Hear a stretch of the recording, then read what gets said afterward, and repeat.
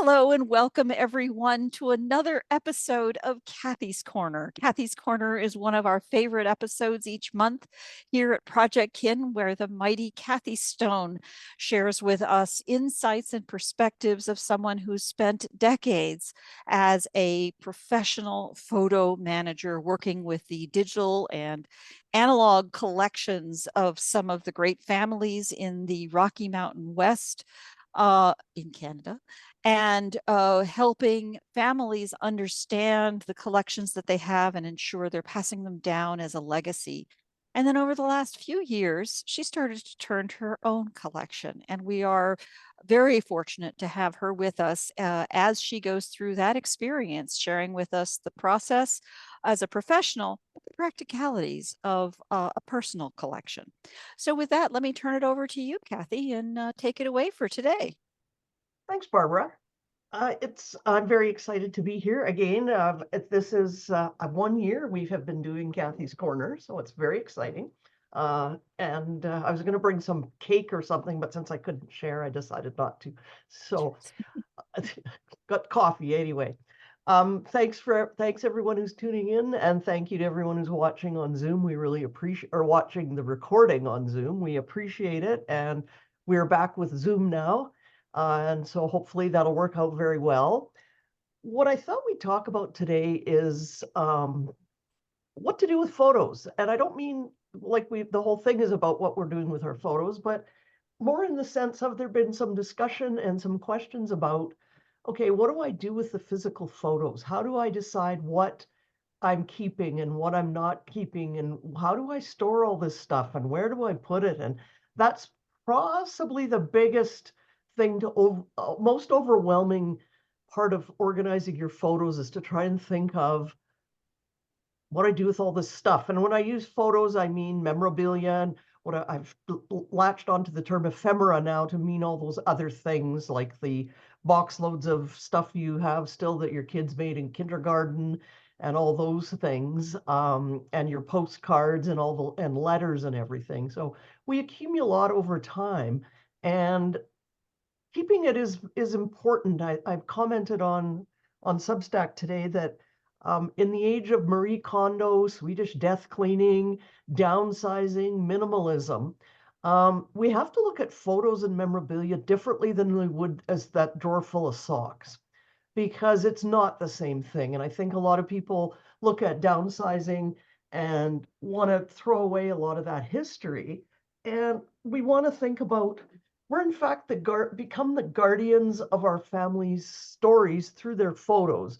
For most people here, we're talking primarily about photos and all that other stuff that goes with it, because I've never seen a box of just photos that was saved.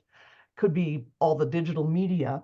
And it's important, we're the keepers of the stories that go with those things. And I think it's important to have some method of deciding what to keep, what to get rid of, how will we keep it, and how do we get rid of the stuff we don't want? And I think those questions and discussions have all come up recently. And I know Marcy, you had a question of about, I've got all this stuff now. I've got my own family and my in-laws stuff. It's like, where do I put it all? How do I store it? Like, if I want to keep it, what do I do with all of that? And so I think we thought, well, we could probably talk about this for the whole session. So hopefully we can have a good discussion about this as opposed to Kathy talking the whole time. So if other questions come up, certainly just throw your hand up or just ask the questions. If you have any ideas, I'll ask for your ideas as well as we go through the different things. And just as a note, I'm going to share with you some links as we go through, and I will post them all in a note once the recording goes up so that we can find those easily. I think that's probably the best way. I just thought of that this afternoon after a year, so I am learning things, which is always good. So I thought first, there are a couple things. The keeping of stuff comes into two ways. Well, more than two ways actually, but we think about it at the beginning when we're going through everything of what do we want to digitize, what do we want to scan, what are we going to throw away? And a couple things, physical and digital in this obviously are different, but in this sense, they're also different in terms of how to store and um, how to keep them. Physical takes up storage space. It takes up space in our homes, which if we're either downsizing or for the next generation, hopefully joining us too, coming forward, you don't have a lot of space. If you're living in condos or townhouses, I think the age of getting the average person living in a large home with tons of storage space is sadly no longer a reality, that a lot of people have less space to store all that stuff. And depending on how much there is, I've got a fair pile just from my family, and I don't really have a whole lot by comparison to some of the family collections I've seen. Like I haven't got actual numbers for mine yet, but I don't have anywhere near as much as I have of things I've seen. Digital's easy to keep, but it's easier I think with digital, it's easier to create a digital clutter when we start saving all of our digital stuff to end up with digital clutter that can then, while it might not crowd us in our physical space, it crowds our mind when we're trying to dig through it and find things. So that's sort of what I wanted to talk about today. And digital clutter, I meant to look up this article and I forgot, but I'll make a note of it if I can find it again. But I was reading something the other day that we tend to believe we can digital it doesn't take up space. We just need to have storage. And storage is pretty cheap and we can keep a lot of stuff. But I was reading something the other day about the impact of digital storage on the environment as well. And so we don't just have an impact by the physical, but also by the digital. And I can't remember any part. I know I read the article about it. I'll have to try and find that and talk about that. But I had never ever thought about that. I'd always thought, oh well, we had lots of space, that we're not. There's no impact. There isn't the same impact as all these boxes. And I've got a bunch of stuff in plastic bins that at some point I'm going to put those plastic bins out there. Hopefully I could recycle or give them away or something so they can be reused. But I'm putting all this stuff into the environment and making more, not necessarily just clutter, but more garbage or things that we have to somehow dispose of. So it is actually quite a deep topic to think about. And I don't know that we'll go too deep into that today, but if Barbara can remind me to look for that article on digital, the impact of digital storage on the environment. And then a pocketbook. There's an impact on our pocketbook for both, for physical and for the digital stuff too. We need storage. For physical, we need boxes or something. And I'm going to talk a bit about tips for storing the physical later. But in terms of my thoughts on what do we keep, and feel free to pop right in at any point, I've got two things that stick in the back of my head. And the first one, I posted this in a comment on last week's Kathy's Corner about how to make these decisions of what to cull. And culling can take place either at the beginning or the end of a project or during it. It's not necessarily just, I'm going to cull stuff before I digitize, that may be, or I'm going to cull stuff at the end after it's digitized is another factor. But I've kept in mind a lot when I first became a professional photo manager and joined the Association of Personal Photo Organizers, now the Photo Managers. Kathy Nelson, the founder, had come up with a little project called, hi, Jim. Kathy Nelson had come up with a little, I don't know if this is called a mnemonic or what it is, but anyway, she called it the ABCs of photo organizing. And over time, it's got lost as to the plural, and everybody just thinks it's the A, B, and C. And we don't think about what the S actually stood for something. So, and again, remember, this is quite a while ago. So, and the photo managers started with a couple people who were, yeah, oh, that's great, Marcy. If you could share that article or remember it, that's wonderful. At some point, I digress. Back to the ABC. So keep in mind, this was at the very beginnings, like this was in the around 2010, 2009. So the whole digital thing was sort of just bursting out in the photography business. And it was thinking in terms of making traditional scrapbooks or what the person kept. And so the ABCs stood for album, box, and can. Album meant the photo was worthwhile of being kept in an album or put in an album. Box meant maybe you didn't want to display it in an album, but it was you still wanted to keep it for some reason.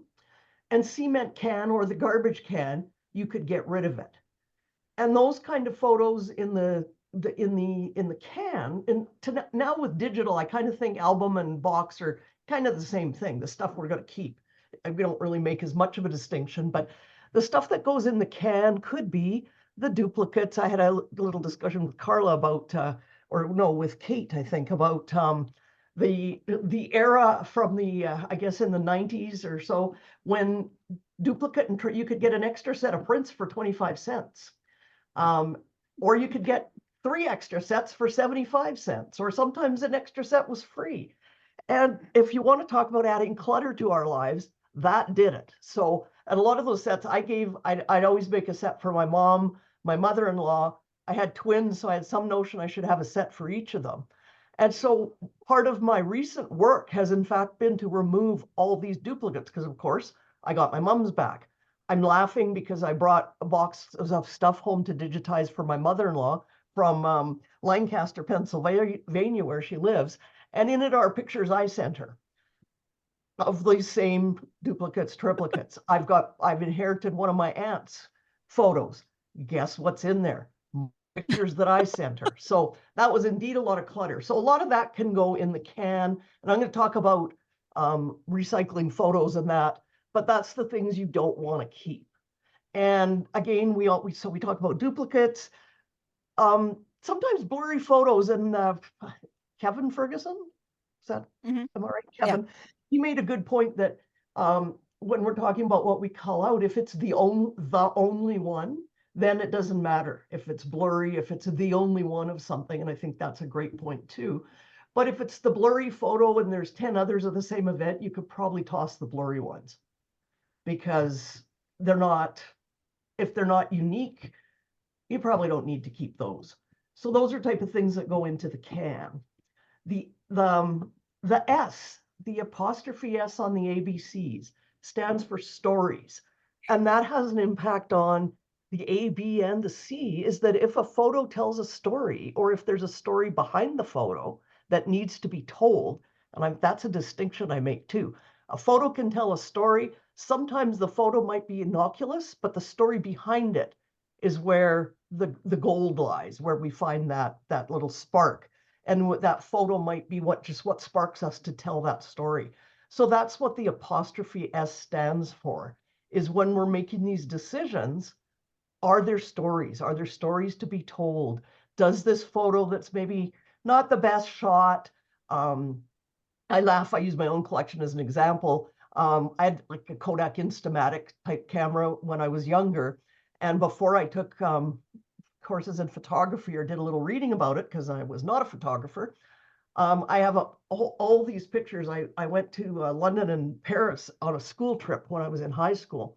And I have all these pictures of like beautiful places in London and Paris with teeny tiny people standing in front of them, because you would back up far enough, because you only could, you didn't have zoom and all the fancy lenses. You could take a picture, back up far enough to make sure you could get the building in it. And as a result, the part which now would be important to me would be the people. You can hardly even see them. So if they tell the story, I probably keep that picture. If with a magnifying glass, I can figure out who it is, or with the beauty of digitization, I may be able to focus in a bit more on those people. So that's where the story part comes in to what we do. And I've mentioned this one before, and I wish I could remember which photo manager came up with this, because I think it's brilliant. I read it, wrote it down, never bothered to write down who said it, but it was, think about what do we want as part of our legacy or archive? And I think we've talked about that. We could have a whole conversation about a archive, what we leave in our photo legacy, what we just keep as our backups, all those terms, which we won't maybe go into today, but in my legacy, what do I want my family members to have? What is it important that they physically can hang on to?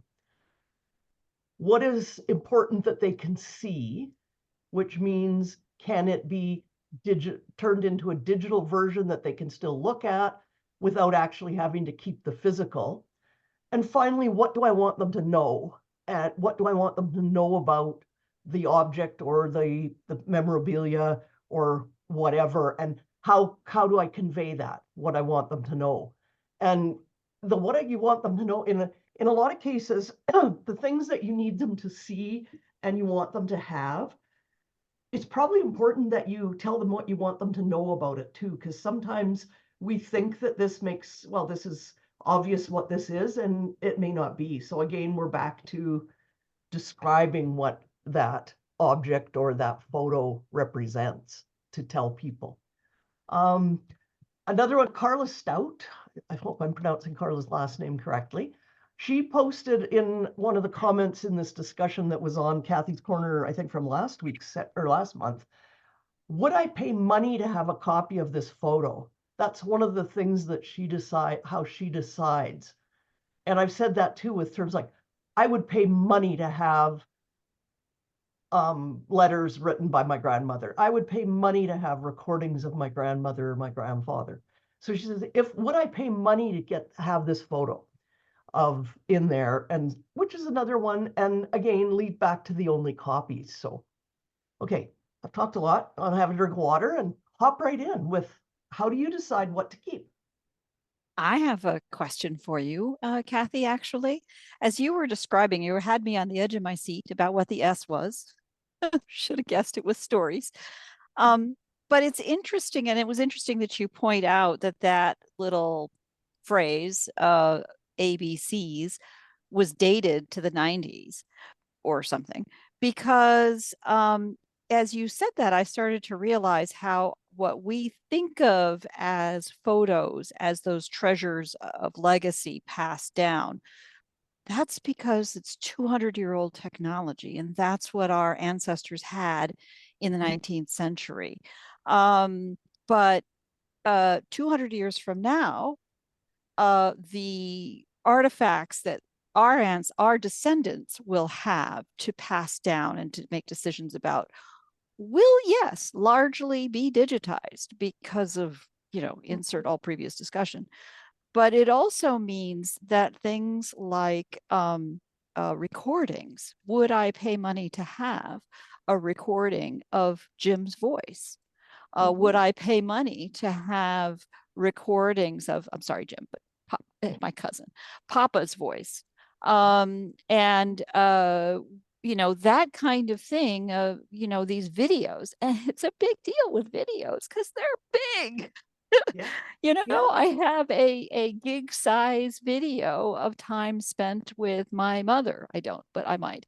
And, what does it take to keep that? Well, I think honestly, down at the end of the day, we're going to make some of the same kinds of decisions about those digital media as we have about these little tiny prints, and little tiny prints that may be 5 megs in size is still nothing compared to what all these other recorded media will be. And when we have the ability to keep the hologram of ourselves to give to our great grandchildren, they're going to be, yeah, I know, but it's big. Yeah. That's a really good point, because it is going to be a question, and like we go, so storage is cheap, so oh well. But yeah, it's the quantity of it, and that's why my point with the digital is it seems sort of like, well, we'll just keep everything, but then the key becomes, in what we talk about in other sessions, is we have to be able to find it too. Yes. Like you can have a ton of stuff digitized and not be able to find it. I just finished having all my wedding showers and my wedding and trips digitized, both the professional photos and all the snapshots.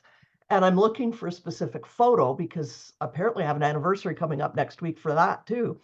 And I was struggling to find it because I need to it's just been digitized. So it's freshly digitized. So all that's on there are scan dates. So I need to look through all these folders of wedding, showers, etc., to find an individual photo, because that's my next step, is to make it easy to find it. It's interesting you say that because I was thinking about this in the context of your point about the carbon footprint of storage. I would argue the carbon footprint of storage is minuscule compared to the carbon footprint of crypto Yeah, or AI. yeah. And yet AI in particular, maybe not so much crypto, we'll come back to that though. With respect to AI, it's AI that will help you find it because Mm-hmm. whatever rudimentary facial organization, blah, blah, blah, we have available today, that's going to keep getting better. And the power of cloud storage for high resolution image data, video data, and so on is that in a cloud environment where time is not as real time processing is not as urgent, the cost of processing is much lower and it becomes training data for Mm-hmm. AI to be smarter, Yeah. which is its own complexity. The sidebar to crypto, by the way, is things like Bitcoin entirely aside. The entire notion of a token and using that kind of a technology to cement things in time in a means from a math perspective that it ensures you have a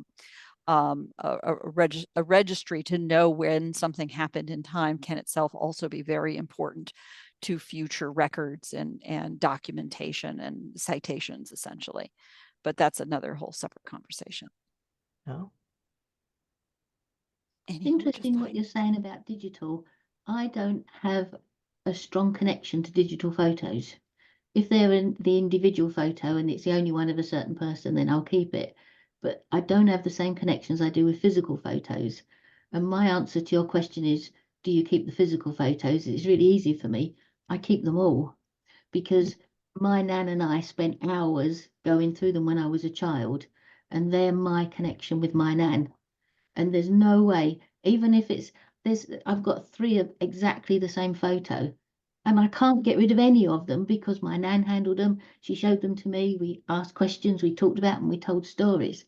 So all those boxes over there, that's what they are going to be, all the physical photos. And I know I'm a bad photo organizer, but give me digital ones, I'll delete until the cows come home. But the physical ones, they're staying with me because they're not just a photo. They're No, a and I don't think that makes you a bad photo organizer either, Anne, because I look at it as, and I originally started out like I can't throw anything away if it's old. Like if it, and to me, when I first started doing this, it's like the photos, like photos from the 1900s, or even if you're lucky enough to find anything from the late 1800s, those to me, I don't even care if I know who's in them. I'm keeping them because they're part of history. But I think you were making this point too, Barbara, that the pictures that I took that I've just finished digitizing, that when I got my digital camera in, I think around 2007, the pictures that I took since then are just as valuable because they only exist digitally now. Mm. Like the pictures of those are my kids from I don't know when I first got my digital camera, but that documents our life going forward from when I got that first digital camera. And there are no film, there may be printed pictures, but there is no film, there is no physical, they don't exist physically unless I made them exist physically. That's right. So I think that is the for people, it's a matter of, um, and I struggle the same thing with my own photos is I was the bad scrapbooker because I don't do the let's have one picture with all sorts of decoration around it. It's like let's have as many pictures we have of the event and the story about it. And if you end up with a mat behind a photo, that's fine. But if it ends up with nothing, that's good too. I'm not making and I know many of my traditional scrapbooking clients or friends, as they are now, would feel the same, as that they don't want to put one picture on the page and decorate it and do all that. They want, like, I want, I want my good pictures. I want to show them off. So I And think it circles back to the idea of story. Forgive me. I think I might have interrupted. Did I interrupt you, Kathy? me? No, Yeah. no, Okay. Yeah, I go think ahead. it circles back to the point about story. And in both the digital and the analog case, Anne, as you talk about handling a picture, I think there is something so human and tactile and special about that experience, and that it is also for you especially associated with a person with whom you spent so much time handling pictures. I Mhm. think in the analog or the digital case, when we talk about pictures that were then used over and over and over again in other purposes in digital form, they can have that same kind of association for them. And I'll give you a for instance that all of you will recognize. In my effort for Ponga, since it's that anniversary, um, there were a lot of the pictures that I shared as part of the storytelling for what is Ponga by using my own family pictures, which I feel very treasured to have had. Jim Ware joining us today is my cousin, and we shared the same grandfather who was this amazing photographer. And now those did most of those to me were only ever digital, most of them. And so I own my connection with them was fully digital. And now those pictures carry so much more information for me, that may not have much to do, in some cases, don't have a lot to do with the original event, except that it's part of a continuing story for me in unraveling what that picture was about. And there is a photo that I often call the Harger family picnic. You guys will know it that way.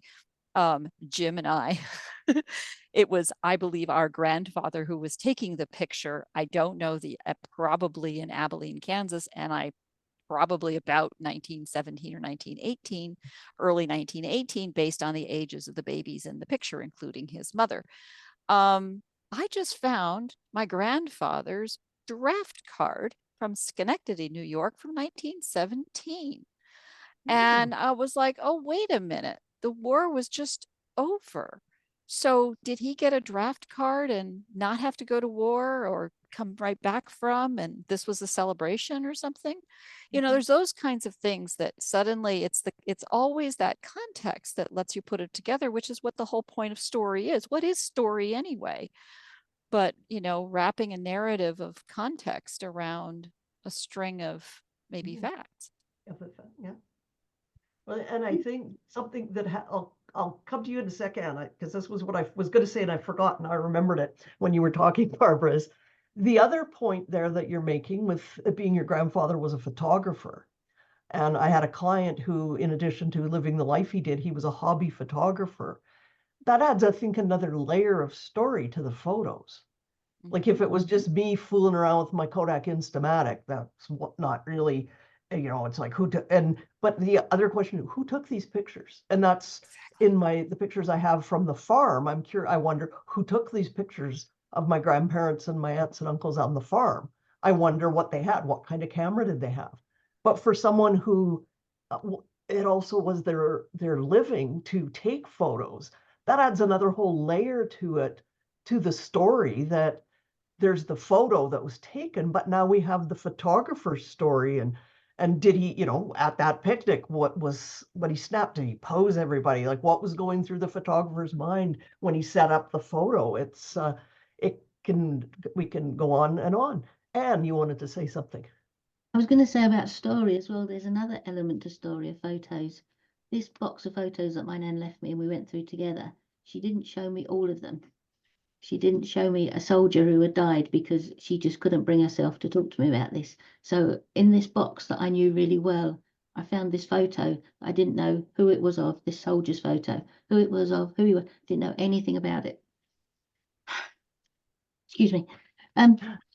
I've done a lot of research into this photo, and to cut a long story short, it ended with me and my mum and a cousin going to open a new memorial that was unveiled to celebrate the sort of the centenary of the Battle of the Somme ending. And this all came from this photo that I didn't know. So I've now written the story of this photo going forward. So it's not just about the story that comes with it. It's Mm-hmm. also about what you do with the photo, what you find out with the photo. Sorry. And what going forward what you can pass on about it. Yeah. It's a very meaningful photo to me. Hell, yeah. And photos, they evoke that emotion. And I Yeah. think that's a great point too when we're talking about this is you didn't come across it and throw it away. Because you go, we don't know who this is. I have a photo that came out of my mom's stuff, and it's a US, I think it's a Marine from World War II. And it was a family friend who had no family or something, and that's how we ended up with this photo, but we don't really know who this person is. And I was thinking when you were talking about Memorial Day before we started, Barbara, that would be a good story to explore. And I've still got that photo but we don't know who it is. I read something I think it was just yesterday, discussion on the photo managers Facebook group, our private group, about someone who in this client's collection, they had a pile of photos from the 1860s that the client doesn't know who they are. So her question was, can you recycle the photos? And I'm like, because she doesn't want these photos because she doesn't know who's in them. And I'm like, first of all, I worry about us with disposing of things like that or throwing them in the trash. Will we become the generation who just threw away history in our efforts to downsize and Marie Kondo-size our lives? Like, will we be ones known as the generation who threw away physical reminders of history, which is a larger question, but how do you know you don't know who those people are? Like, without any research, like that photo you found, Anne, you didn't know who this person was until you researched who it was. And I'm thinking, if you gave me a whole big hard drive full of digital photos with people on them I didn't know, I might not want to research every single person. But where you have photos from the 1860s or those where you don't have, you have one of the guy, not a whole book full. I think as Barbara was using the term with me in the chat the other day, the guardians of our histories. I think we are the guardian of those histories. That's a really important and a responsibility too. Mm-hmm. It's but I love that example, and I'd love to read your story. I probably will choke me up too. And what's so touching about it is what's important about that story is that she didn't know who it was. Yeah. That is the beginning of the story. And there's a reason she didn't know who it was. And that is part of the story. Mm-hmm. Oh, I thought I knew all of the photos when I got the box, and it was just this one. And I talked to Mum about it, and she said Nan wouldn't talk to you about him because he died. Oh. And it must be 10 years ago that I researched this, and I still can't talk about it without getting choked up. It was written up in the Family Tree magazine and the whole story and everything. So it's been out there for ages, but just thinking about it now, it just means so much that was an unknown photo, and now I gave it its story. mm-hmm. And you honored the soldier in that photo by doing that. That's, I think, one of the big important parts too. So he died at 19 on the last day of the Battle of the Somme. oh Wow. wow. Just can't. We think we have tough lives at the moment, but you just can't imagine what that was like. Yeah. Sorry. That's okay. Move on, Kathy, quick. Get talking. To take get talking, Kathy. Get talking. I've got an example that pulls away from that if you'd like. The flip side of it is I have a photo that my niece found in a thrift store as she was pulling things in, so I didn't have to use so many of my own photos for Ponga. This is Pua. And somewhere in Portland, and she hands this, and it's this lovely sort of 1890s, what are the mutton chop sleeves and the whole thing. And it was just perfect. And of course, it got mixed in with my own photos. And pretty soon, I thought she was one of my own. Until one day I was looking at it closely, and then I did a little bit of math and said, well, wait a minute. That can't be. Just because though she looked similar, the age difference and the time and the fashion, I was like, wait a minute, what happened? And then, of course, I found it in the email trail of what my niece had sent me. And sure enough, so now I have to make sure that her story doesn't just sort of blithely blend into my story. In a sense, it already has, but you know, recognizing where those lines are, because the facts do matter. And you know, this is how we mess with the space-time continuum, you know. I think that's a good point too. Well, one of my tips there is if you buy what we call found photos, or if you are a thrift store person who likes to collect old photos of people who aren't your family, that you keep them in very clearly separately marked locations. I have an envelope marked "Not Our Family" on it. Just, and I don't want to With the confuse anyone should I suddenly be hit by a bus tomorrow. But there was, I think the importance of that too, and like your photo of the soldier and that you didn't know who it was, is in one of my clients' collections, I found a picture of five kids, 2 girls and 3 boys. It would be, without, what do you call it? And we looked at the picture, and I was working with my client's daughter. So this would have been, well, it turned out to be her great grandparents, or great grandmother. But at the time, we looked at the photo, and she goes, "I have no idea who those people are. Like, they don't look like any, you know." And I kept looking at the one and thinking, there's something about the one girl, and they were all fairly young, I would say 10 or younger. So I set it aside.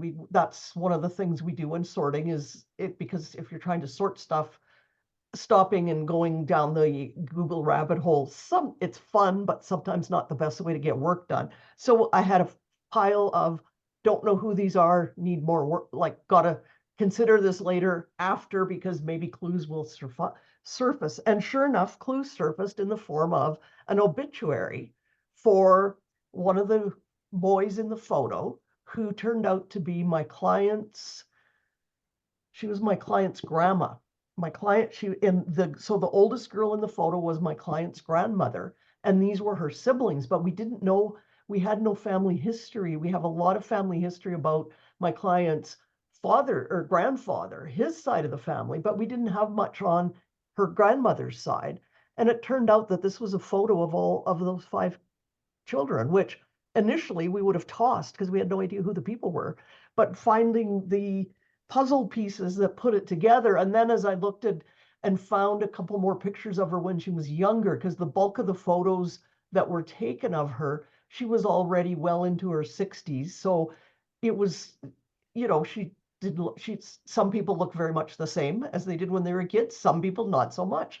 And so then when we looked back at it and started looking at also young pictures of her mother, and went, okay. And then we started looking more closely, and it's like, my client's granddaughter her pictures of her look a lot like this woman in the photo, which can be a rabbit hole too, because it could be, like you said, Barbara, a similarity that made you think this photo was of somebody you knew, you're of a relative. But it's also, I think, important that we don't be too quick at tossing things, because we may be able to find out more information about who these people are in the photos. It's like you want to put your photos into an exit ramp and leave them there for a while, or Yeah. purgatory. Yes, exactly. Just hang on to them. Okay, well, it's quarter to 5 already, so I'm going to go very quickly. So now, after we've talked about the whole significance of that, but let's talk a little bit, because Marcy's question was, what do we do about, how do we store all this physical stuff? So couple tips. One, if you have negatives, the negatives are the originals. And I know we don't, for a lot of the old photos, we don't have the negatives. So I would keep the negatives. That's what I'm going to do with all this stuff I just digitized. If I have negatives, I'm going to keep the negatives. I'm going to organize them. Actually, I was lucky at some point, somewhere over the last 27 years of having my twins, I actually did sort all those negatives out, and they were all sorted by date and event. So they're fairly easy to just put away. I'm putting them in archival safe envelopes. So I'm taking them out of the ones that came from the developer. They take up less space. That's one of the biggest reasons. I'm going to keep one set of the prints. That some cases the prints don't even exist anymore. They were given away or something before I ordered 4 sets of everything. But I'm going to leave that up to my kids. as to whether they want to keep the prints. They're all digitized, but I'm going to make it kind of clear to them that I think they need to keep the negatives. And the same with the few negatives I have from my grandparents' photos in that era. Again, Kathy, can I interrupt a minute? Sorry. Absolutely. When you say keep the negatives, do you keep all the negatives, or do you do like a cull of the negatives? I keep them all. Okay. And the ones I've digitized, it'll be clear, because when I sent them off to digitizing, of course, you don't pay by the strip, you pay by the photo.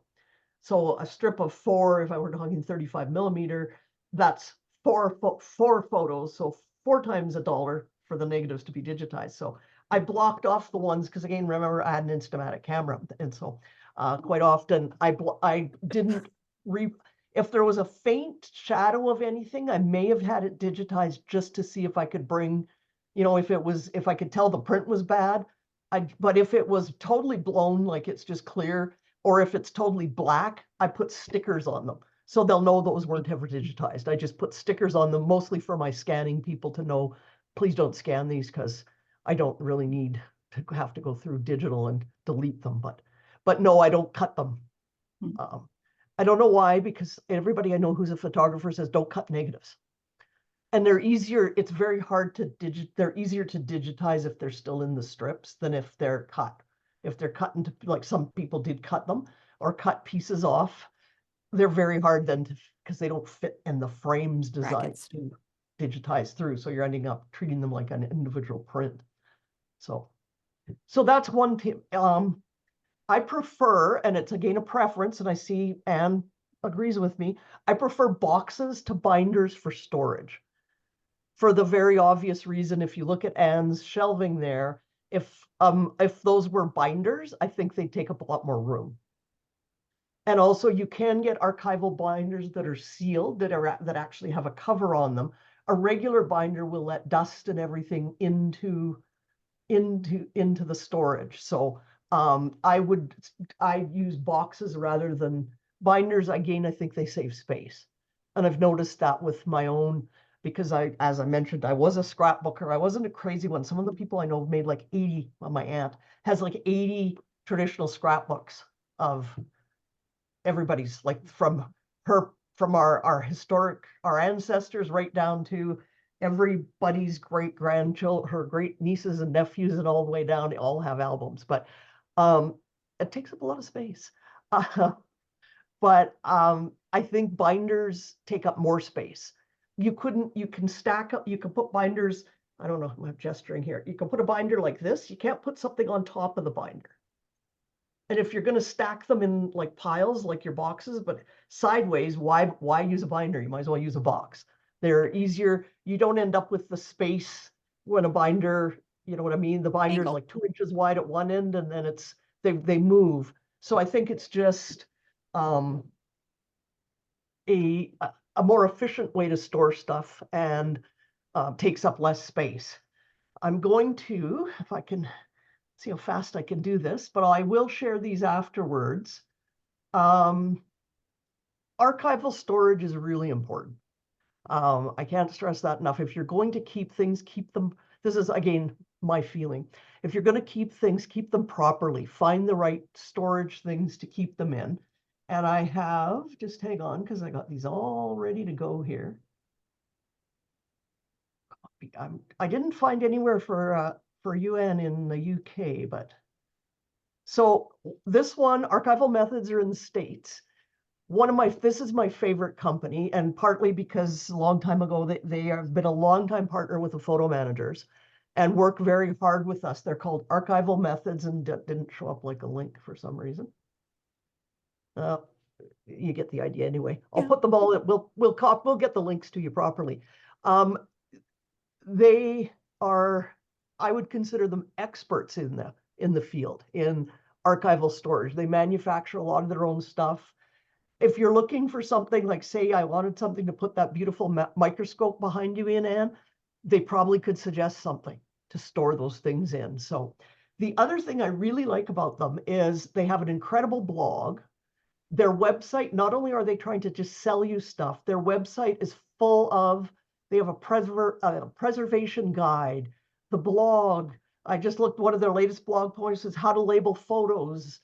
We've talked about that before. Like, what do I write? If I'm going to write on the back of the photo, should I be writing on the back of the photo with a Sharpie? No. Should I use an ink pen? No. So they talk about archival, all sorts of things and how to store them. Marcy asked, do I put them in photos in a box? Do I layer them with paper in between them? Yes, and then the other one, or do I archival sleeves? It's like yes and yes. If they're, and again, I've got to figure this out in my own head now because I've always gone on this. If they're the really old ones, they're all going in sleeves besides it then in the box. Then my 4x6s are all just up against each other with labels as to what they in batches.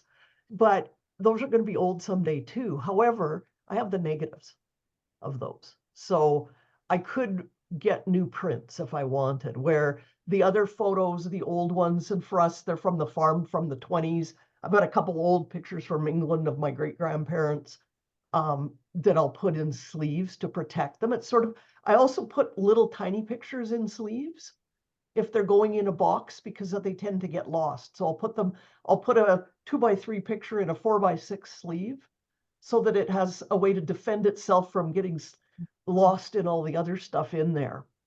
And put a couple in the chat for UK. For the UK.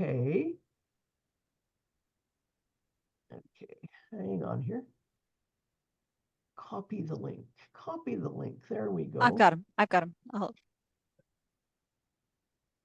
This is a Canadian one, Carmaclean in Canada. They're also a sponsor of the Photo Managers. So they don't have quite as much information, but if you're in Canada, the shipping's way cheaper and you're not paying the exchange rate. So the other ones that I haven't used Carmaclean myself because I love archival methods so much that I use them even if the shipping is atrocious. Sometimes I ship my stuff to Montana and drive down and get it, just to cut down on the, and I get a trip out of it. Gaylord is another Canadian, another international company that sell photo supplies. In Canada, there's also one, I didn't put this link down because their website isn't quite as specific. It's called Uline, capital U-L-I-N. The only problem with Uline is you have to dig for the archival stuff. Like you have to look under boxes, corrugated cardboard, and go wend your way through the menu. They don't have a search function for archival or anything. So, but they will show up if you Google that. The other place to check is with your local, I was going to say provincial, which the Canadians in the group will understand, your local provincial or state archives or city archives. The provincial archives in Alberta sell some supplies. Do they have this quite of the collection that Archival Methods does? Absolutely not. But I have got some standard boxes. I had somebody that had this, I don't know, it was huge. It was the size of my desk. It must have been about 2 feet by 3 foot paper scrapbook that I scanned one time. And it needed somewhere to go when it was done. And it was actually fascinating. It was somebody's relative had taken a trip from the east coast of Canada, somewhere in Newfoundland, and they got as far, I think, as Alberta. It was some kind of a rally with Ford Model T cars to drive across the country. And so it was fascinating, but I digress with all the things I find, but they had a box to put that in. So I would check with places like that too. What you're looking for, and this is another one, it's kind of like the gluten-free world, but what you're looking for is if it's a box or cardboard or an envelope, if it's a paper product, you want it to be acid-free, lignin-free. Lignin is the substance that turns old newspapers yellow. And one more thing, buffered. So buffered is, they put a solution on it to keep it chemically and make it chemically inert. You're not going to look for, if someone's advertising you an acid-free plastic bag, that's ridiculous. That's like gluten-free mayonnaise. Plastic doesn't have acid in it, never did, doesn't have lignin in it. So what you're looking for is something that's chemically inert. And that's what I like about archival methods, because I'm not going to go into all the the chemistry details, but on the Archival Methods website, they talk about that and explain all that. And they describe, they have a lot of plastic products, which I've also used for things like magazines, to put the magazines in a plastic and then in a box, that are all, for lack of a better term, photo safe. They aren't going to cause, you're looking for something chemically inert that doesn't accelerate deterioration, essentially. And for anything with photographs, there's something called the PAT, or the photograph, see, I have to read it so I don't forget, photographic activity test, which means that it's a test they do to show that whatever the material is doesn't accelerate deterioration of the photos. I like putting things in sleeves too. Well, Marcy's gone already, but in sleeves, because that way, if they're handled, people's grease off their fingers, and we all have, like, we have greasy fingers whether we ate chicken or not. Like, the oils from their skin is not getting on the photos. If they're protected, there's less chance of something getting torn when it's being removed or put back in. So that's yeah, that's what I would do for archival storage. So, and you could get boxes, you could get document boxes, you could get archivally or photograph, the ones that pass the PAT folders, like you can get legal size or letter size or legal size folders to put them in, all sorts of things. Quickly on disposal, as we're running, I'm going to run over time a tiny bit. Prints, negatives, slides, film are not recyclable. They have chemicals in them, so you can't throw them in the recycling bin, which is very sad. I've got to look up about inkjet prints, because I'm not sure, because that's a different process, but definitely not the old photos. You cannot throw them in the garbage. I'm going to give you a quick, I have no idea what is on my Pinterest board, but I decided that would be a good thing to reactivate here. I got to copy this, copy. It's not letting me copy. Why not? There, copy. But I found today some more things you can do with, a lot of it's with slides and film. If you'd like to make lamps, there's really a lot of ideas for making lamps out of old slides and film, but some other, and I think Barbara and I talked a bit about looking into maybe kids projects, like, so that's sort of in the reuse area. You can also donate them. It's amazing how many historical societies, archives, institutions, universities, churches, if you have information, a little more work on your part, but if you have information that pertains to them or people who went there, quite often they'll take it for their own archives, because not so much of this stuff hanging around anymore. Not only that, but reuse organizations. We have the East Bay Center for Creative Reuse, which is basically a source for kids' project stuff. Yeah. Could take those duplicate Preschools will prints take and a lot things of like things, that like if you've got a whole bunch of old CDs that you had photos on at one point and you've moved them off the old CDs since you don't have a CD reader anymore. Who knew that was going to go out of style so fast? Preschools even will take them, because there's lots of crafting you can do with that. And if you're worried about the content, all you have to do is take your utility knife and put a scratch through the CD and you're good. You're good to go. Yeah. You can give them to family. That's maybe not as popular as it once was, but I know people have been mailing me back wedding photos, and I'm like, great, thanks, because I sent them to you in the first place. But there may be family who want them. You can, thrift stores will take them. There's also places, is it Dead Fred? Anne might be able to help me out here. Dead Fred. Yeah, it's Dead Fred, who you can I think want digital though, where you can donate or send them copies of people who you don't know who they are, and they just accumulate a big site of people who might be either can identify them or who are looking for their ancestors. So there are genealogical places that will take that. Thrift stores take photos. Somebody in the comment on the photo managers, the fellow said, you may want to, if these are from the 1860s, you might want to consider having her look into selling them, because he said he had spent certain thousands of dollars trying to buying prints, buying photos. And I'm like, I don't know if he was exaggerating how much he spent, but buying old photos to have as examples. And so I'm not sure what he bought. But if you're talking about like if you have old daguerreotypes or tintypes, I will take them. If you're looking for a home for your daguerreotypes and tintypes, anything like that, I will have I will happily take it.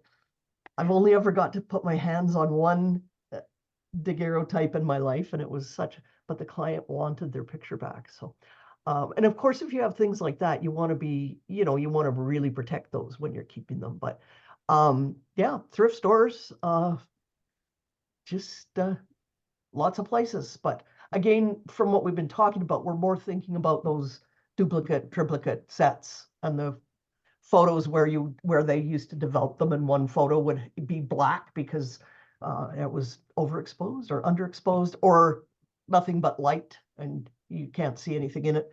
Those unfortunately have to go in the garbage. So Yay. Wow, Kathy, thank you so much. That was brilliant and rapid fire. I think with this, we will take it on to our traditional after party. So those of you watching our video in the future time, thank you very much for attending. And I hope you enjoy the links that we're going to be putting here in the recording. And I'm going to stop the recording here and let us carry over to the fun part that you don't know about unless you come to our live events. So these are our after party.